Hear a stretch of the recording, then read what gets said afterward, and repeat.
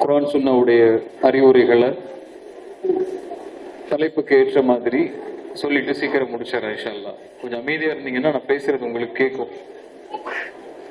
என் பேச்சை விட நான் பேசுவது குர்ஆன், அல்லாஹ்வுடைய கலாம், அல்லாஹ்வுடைய தூதர் ஸல்லல்லாஹு அலைஹி வஸல்லம் உடைய ஹதீஸ்கள்.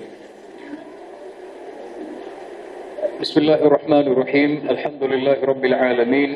வஸ்ஸலாத்து வஸ்ஸலாமு அலா அஷ்ரஃபில் அன்பியாஇ வல் முர்சலீன் நபியினா முஹம்மத் வ அலா ஆலிஹி வ அஸ்ஹாபிஹி வ மன் தபிஅஹும் பி இஹ்சானின் இலா யௌமித்தீன்.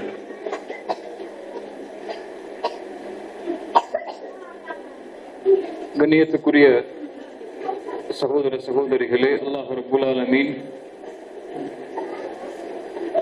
அல்லாஹ்வை பற்றி அல்லாஹ்வுடைய தூதர் முஹம்மது ரசூலுல்லாஹ் ஸல்லல்லாஹு அலைஹி வஸல்லம் அவர்களை பற்றி பேசக்கூடிய இந்த சபையில் அல்லாஹ் எம்மை எப்படி ஒன்று சேர்த்தானோ அதுபோன்று அல்லாஹ் ரப்புல் ஆலமீன் எம்மை ஜன்னத்துல் ஃபிர்தௌஸில், அதிலும் குறிப்பாக அல்லாஹ்வுடைய தூதர் முஹம்மது ரசூலுல்லாஹ் ஸல்லல்லாஹு அலைஹி வஸல்லம் அவர்களோடும் அவர்களுடைய தோழர்களோடும் அல்லாஹ் என்னையும் உங்களையும் உலக முஸ்லிம்களையும் ஒன்று சேர்ப்பானாக.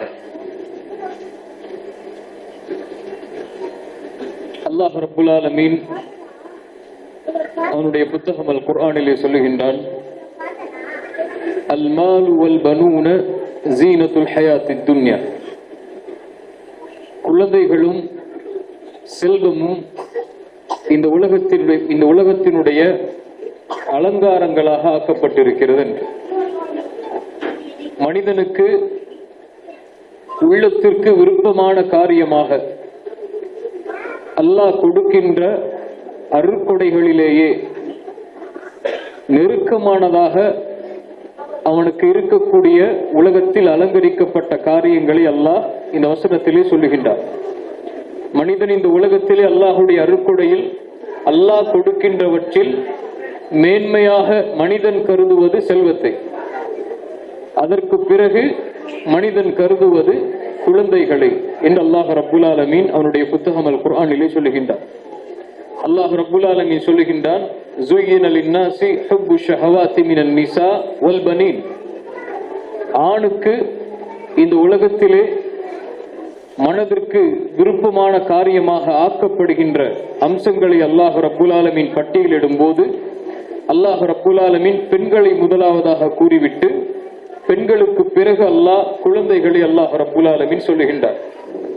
அல்லாஹ் ரப்புல் ஆலமீன் கொடுக்கின்ற அருட்கொடைகளில் மேன்மையான அருட்கொடை குழந்தைகள், வாரிசுகள்.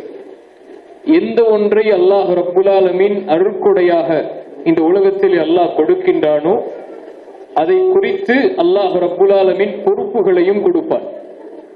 அந்த பொறுப்புகளை குறித்து நாளை மறுமையில் அல்லாஹ் ரப்புல் ஆலமீன் விசாரணை செய்வான். பேசுறது புரியுதா? அல்லாஹ் ரப்புல் ஆலமீன் அவனுடைய புத்தகம் அல் குர்ஆனிலே அதற்காகத்தான் கூறுகிறான், யா அய்யுஹல்லதீன ஆமனு கூ அன்ஃபுஸக்கும் வ அஹ்லீக்கும் நாரா. ஈமான் கொண்டவர்களே, உங்களையும் உங்களுடைய குடும்பத்தார்களையும் நீங்கள் நரக நெருப்பில் இருந்து பாதுகாத்துக் கொள்ளுங்கள் என்று அல்லாஹ் ரப்புல் ஆலமீன் கூறுகின்றார். அல்லாஹ் ரப்புல் ஆலமீன் கொடுக்கின்ற பொறுப்புகளை குறித்து அல்லாஹ் நாளை மறுமையில் விசாரணை செய்வான் என்று அல்லாஹ்வுடைய தூதர் ஸல்லல்லாஹு அலைஹி வஸல்லம் அவர்கள் சொன்னார்கள். அல்லாஹ்வுடைய தூதர் ஸல்லல்லாஹு அலைஹி வஸல்லம் சொன்னார்கள், குல்லுக்கும் ராஇன் வ குல்லு ராஇன் யஸ்அலு அன் மஸ்ஊலத்திஹி.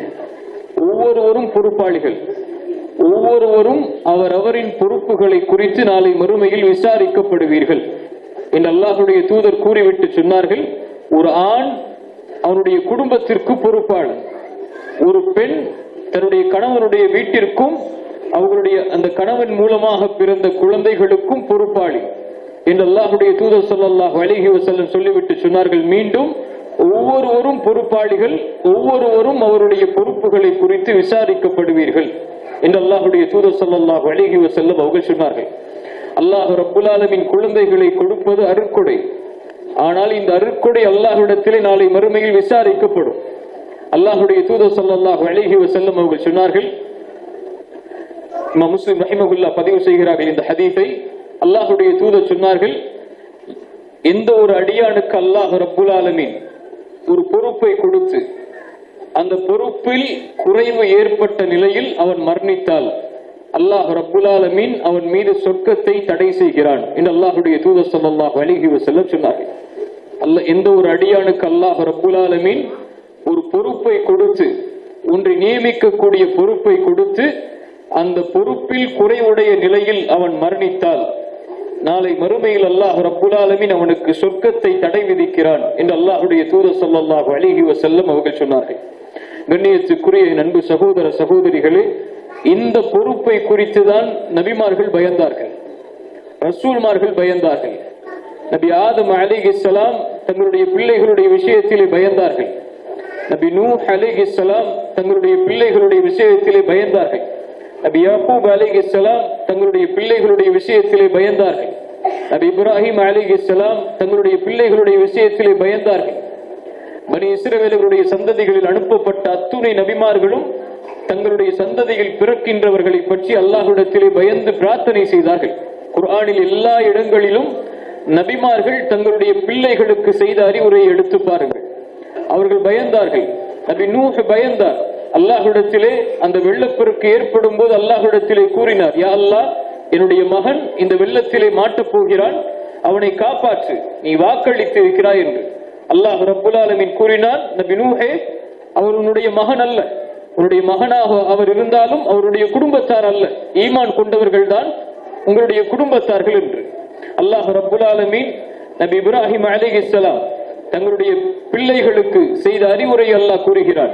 குறிப்பாக மரண நேரத்தில் இந்த உலகத்தை விட்டு அவர்கள் பிரியும் போது ஒரு நபியாக இருந்து நபித்துவத்தை முழுமைப்படுத்தி இந்த உலகத்தை விட்டு பிரியும் போது அவர்களுக்கு இருந்த பயத்தை அல்லாஹ் ரப்புல் ஆலமீன் கூறுகிறான்.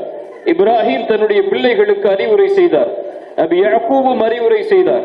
யா புனைய, என் குழந்தைகளே, என்னுடைய வாரிசுகளே, யா பனிய இன்னல்லாஹ ஸஃபா லக்குமுத்தீன் ஃபலா தமூதுன்ன இல்லா வஅன்தும் முஸ்லிமூன், ஃபலா தமூதுன்ன இல்லா வஅன்தும் முஸ்லிமூன்.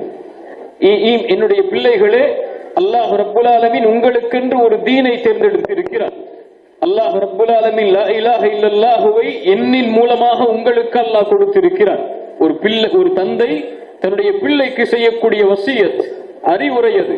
மரண நேரத்தில் அவர்கள் செய்த அறிவுரை அது. அல்லாஹ் ரப்புல் ஆலமீன் எங்கள் மூலமாக கொடுத்த இந்த தீனை எந்த நிலையில் நீங்கள் பாதுகாப்பீர்கள்? நபி யாக்கூப் அலைஹிஸ்ஸலாம் அவர்களை பற்றி அல்லாஹ் குர்ஆனிலே கூறுகின்றார். தன்னுடைய குழந்தைகளை அழைத்து கேட்டார், மா தஅபுதூன மின் பஅதி, எனக்கு பிறகு நீங்கள் எதை வணங்குவீர்கள் என்று எனக்கு இந்த நேரத்திலே சொல்லுங்கள். ஒரு தந்தையாக உங்களை வளர்த்தேன், ஒரு நபியாக உங்களுக்கு அறிவுரை செய்தேன், மரண நேரத்தை அடையப் போகிறேன், அல்லாஹ்விடத்திலே நான் பொறுப்பை சாட்ட வேண்டும். நாளை மறுமையில் இந்த பொறுப்பை குறித்து அல்லாஹ் என்னிடத்திலே விசாரணை செய்வார். எனக்கு பிறகு நீங்கள் எதை வணங்குவீர்கள் என்று என்னிடத்திலே முறையிடுங்கள் என்று யாக்கூப் அலைஹிஸ்ஸலாம் தன்னுடைய மரண நேரத்தில் தன்னுடைய பிள்ளைகளை அழைத்து கேட்டு அவர்களுடைய ஷஹாதத்தை உறுதிப்படுத்தினார் என்று குர்ஆன் சொல்கிறது. அல்லாஹ்வுடைய ரசூல் ஸல்லல்லாஹு அலைஹி வஸல்லம் அவர்கள் பயந்தார்கள். ஃபாத்திமா ரலியல்லாஹு அன்ஹா அவர்கள் மீது அல்லாஹ்வுடைய தூதர் அளப்பரிய அன்பை வைத்திருந்தார்கள். ஃபாத்திமா வந்தால் அல்லாஹ்வுடைய தூதர் எழுந்து சென்று அவர்களை முத்தமிட்டு வரவேற்பார்கள். தன் மகளின் மீது தன்னுடைய அன்பை எல்லா நேரத்திலும் ஒரு தந்தையாக வெளிப்படுத்தி கொண்டே இருந்தார்கள். அந்த தந்தை தன்னுடைய மகளை அழைத்து சொன்னார்கள், ஃபாத்திமா, இந்த உலகத்திலே உன்னுடைய தந்தை நான், இந்த உலகத்துடைய காரியங்களில் எதை வேண்டுமோ நீ கேட்டு வாங்கிக்கொள். சலீனி மா ஷிஅதி, உனக்கு எதை வேண்டுமோ அதை கேள், தந்தையால் முடிந்தால் செய்கிறேன். ஆனால் லா உக்னி அன்கி மினல்லாஹி ஷைஆ, அல்லாஹ்வின் புறத்திலிருந்து உன்னை என்னால் பாதுகாக்க முடியாது. உன்னுடைய ஈமான் தான் உன்னை பாதுகாக்கும், உன் அமல் தான் உன்னை பாதுகாக்கும். ஒரு தந்தையாக நான் கொடுக்கின்ற கடமை இது, உன்னை நீ அல்லாஹ்விடத்திலிருந்து பாதுகாத்துக் கொள் ஃபாத்திமா. ஒரு நபிமார்கள் பயந்த விஷயத்தில், ரசூல்மார்கள் பயந்த விஷயத்தில், தந்தையாக பெற்றோராக இருக்கக்கூடிய நாமும் நீங்களும் எந்த அளவு பயத்திலே இருக்கிறோம்? நம்முடைய பிள்ளைகள் நம்முடைய பொறுப்புகள். நபிமார்கள் அந்த பொறுப்பை உணர்ந்தார்கள். அந்த பொறுப்பை குறித்து அல்லாஹ் ரப்புல் ஆலமீன் நாளை மறுமையில் விசாரணை செய்வார். ஈமானோடு பிறக்கக்கூடிய, உங்களுடைய வயிற்றில் பிறக்கக்கூடிய வாய்ப்பை அல்லாஹ் ரப்புல் ஆலமீன் உங்களுடைய பிள்ளைகளுக்கு அல்லாஹ் கொடுத்திருந்தான் என்றால், அந்த ஈமானோடு மரணிக்கும் வரை வாழ்வதை கண்காணிப்பதும் அவர்களை வழிநடத்துவதும் உங்களுடைய பொறுப்பு. அந்த ஈமானில் இருந்து அவர்கள் வழிதவறி விட்டால் அந்த பொறுப்பு நாளை மறுமையிலே உங்களிடத்திலே அல்லாஹ் ரப்புல் ஆலமீன் விசாரணைக்கு உட்படுத்துவார். அல்லாஹ் ரப்புல் ஆலமீன் அந்த விசாரணையிலிருந்து எம்மை விலக்கி விட மாட்டார். அல்லாஹ் கொடுக்கின்ற அருட்கொடைகளில் மேலான அருட்கொடைகள் குழந்தைகள். அல்லாஹ் ரப்புல் ஆலமீன் இடத்திலே நபிமார்கள் அதை கேட்டு வாங்கி இருக்கிறார்கள். குழந்தைகளுடைய வாரிசுகளை அல்லாஹுடைய ரசூல்மார்கள் அதை பயந்து இருக்கிறார்கள். நபிமார்கள் அதை பயந்து இருக்கிறார்கள். அல்லாஹுடைய ரசூல் ஸல்லல்லாஹு அலைஹி வஸல்லம் அவர்கள் கூறிய ஹதீஸை மேலும் நினைவுபடுத்துகிறேன். ஒரு தந்தை குடும்பத்துடைய பொறுப்பாளர், ஒரு தாய் அந்த கணவனுடைய வீட்டிற்கும் குழந்தைகளுக்கும் பொறுப்பாளி. இந்த பொறுப்பை குறித்து நாளை மறுமையிலே அல்லாஹ் ரப்புல் ஆலமீன் விசாரணை செய்வான். இந்த விசாரணையிலிருந்து பதில் சொல்லாமல் அல்லாஹுடைய சன்னிதானத்திலிருந்து விளக்க முடியாது நம்மை. அல்லாஹ் ரப்புல் ஆலமீன் நம்மை சீர்படுத்துவானா.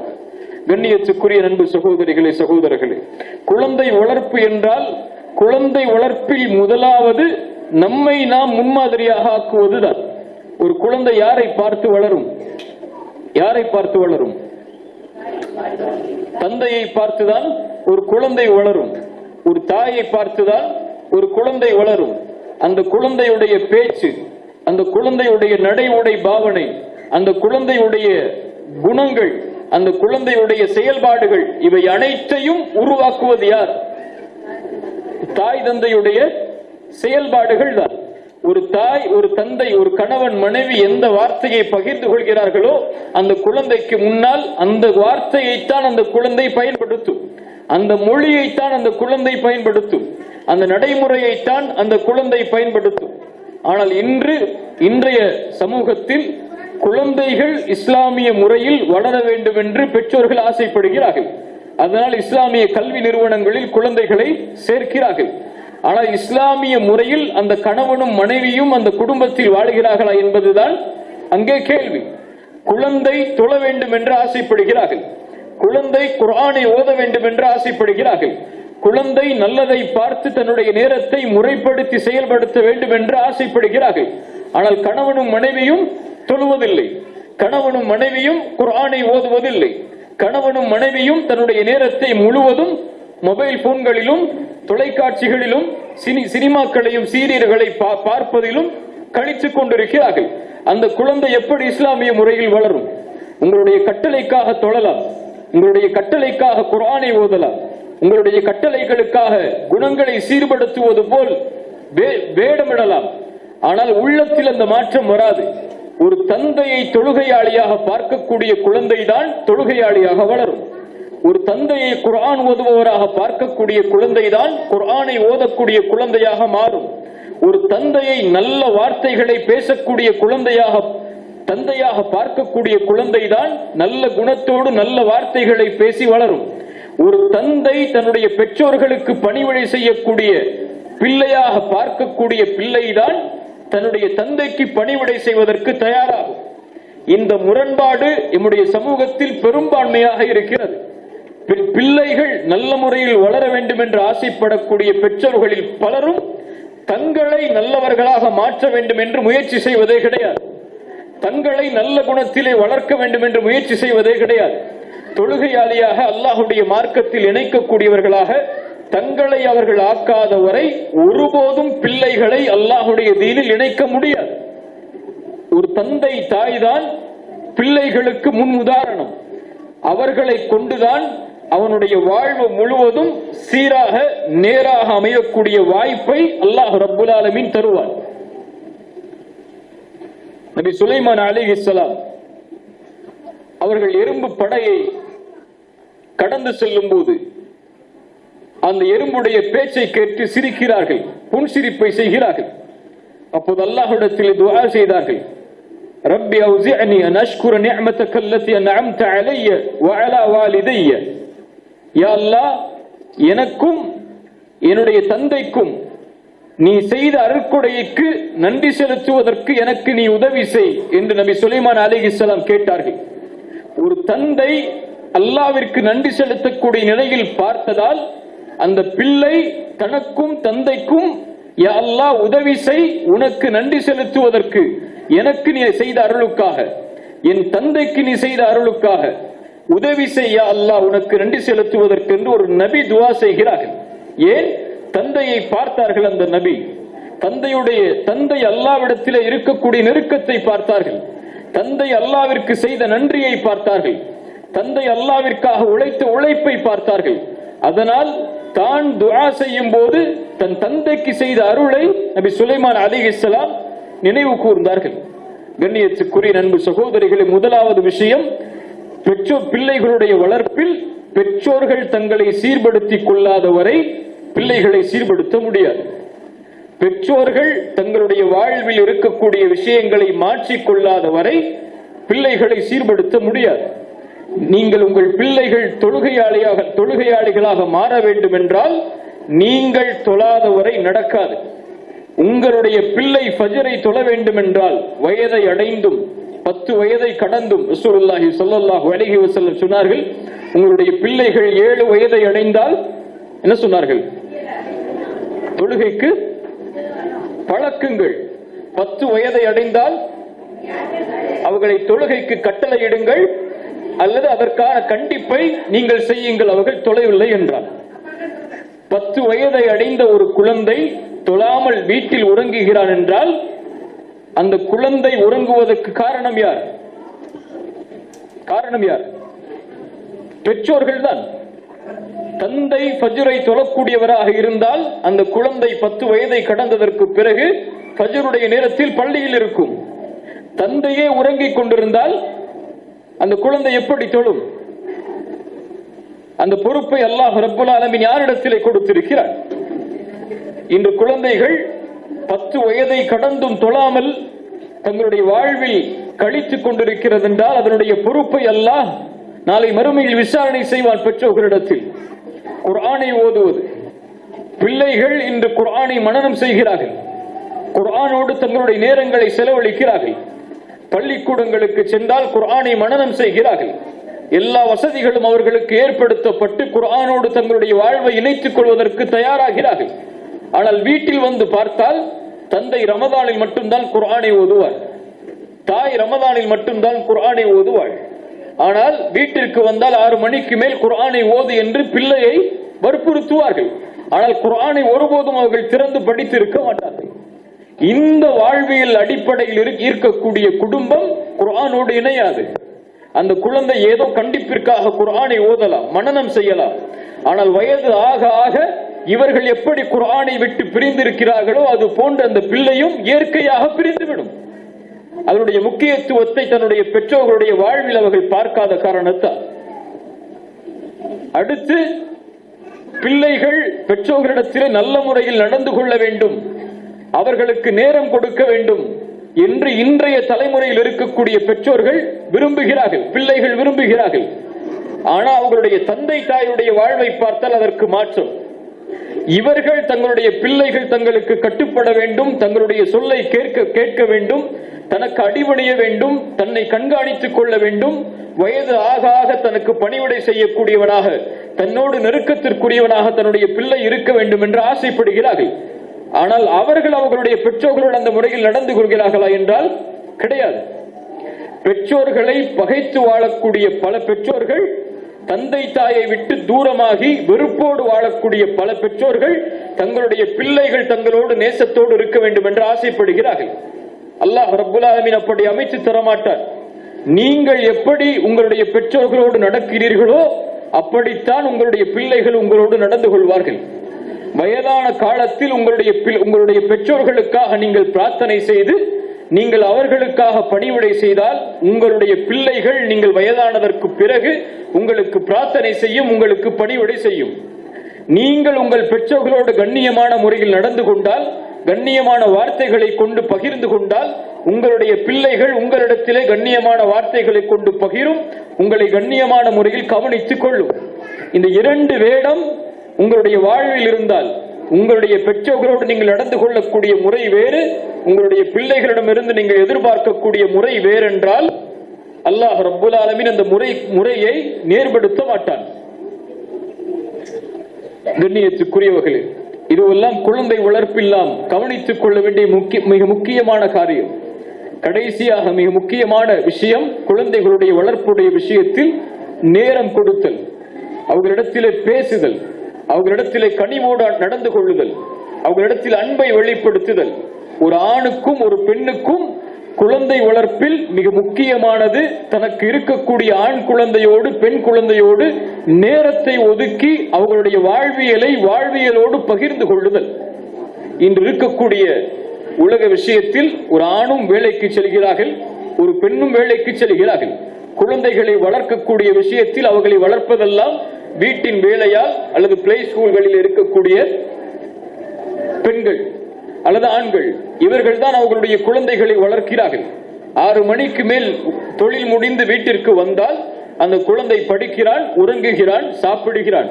அவ்வளவுதான் அவருடைய குழந்தைகளுக்கும் பெற்றோர்களுக்கும் உள்ள உறவு. இந்த வாழ்வியல் முறையில் வாழக்கூடிய இந்த சமூகம், அல்லாஹ் பாதுகாக்க வேண்டும், இந்த வாழ்வியல் முறையில் வாழக்கூடிய இந்த சமூகம் பிள்ளைகளிடத்தில் நேரத்தை கொடுப்பதை நீங்கள் குறைத்துக் கொண்டால், பிள்ளைகளை கண்காணிப்பதை நீங்கள் குறைத்துக் கொண்டால், பிள்ளைகளிடத்தில் அன்பை முறையாக வெளிப்படுத்தாமல் இருப்பதை நீங்கள் குறைத்துக் கொண்டால், அந்த அன்பையும் அந்த நேரத்தையும் இந்த உலகத்தில் இருக்கக்கூடிய கலாச்சாரமற்ற மனிதர்களிடத்தில் அவர்கள் விரும்புவார்கள். அவர்களுடைய வாழ்வு முழுவதும் வழி தவறும்.